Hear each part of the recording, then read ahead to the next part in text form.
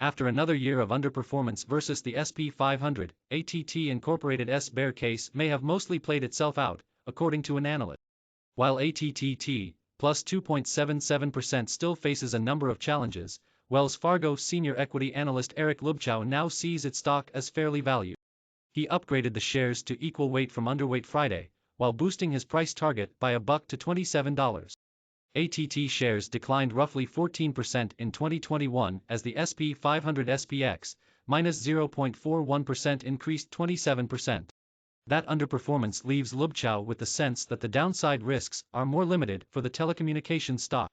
There are also some positives, including that ATT could deliver the strongest service revenue growth in the wireless industry during 2022, he wrote. Additionally, ATT is expected to complete its shedding of WarnerMedia assets later this year. The part of ATT that will remain trades at a roughly 1 to 2 times discount to Verizon Communications Inc. VZ, plus 2.13% and T-Mobile US Inc.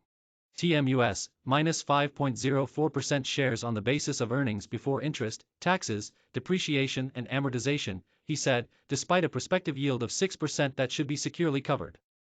Lubchow also sees some optionality for share repurchases over time as ATT makes progress with its goals on free cash flow growth and leverage reduction. Read, ATT exceeds HBO Max subscriber outlook still, he isn't ready to turn bullish on the name, arguing that there are still some challenging elements to ATT's story.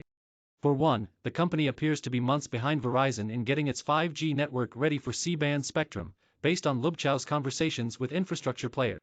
Additionally, the company has the weakest mid-band spectrum portfolio, which could impact its ability to drive net customer additions in the long run. Shares of ATT are up 0.6% in Friday afternoon trading. They've slipped about 3% over the past 3 months as the S&P 500 has increased nearly 7%.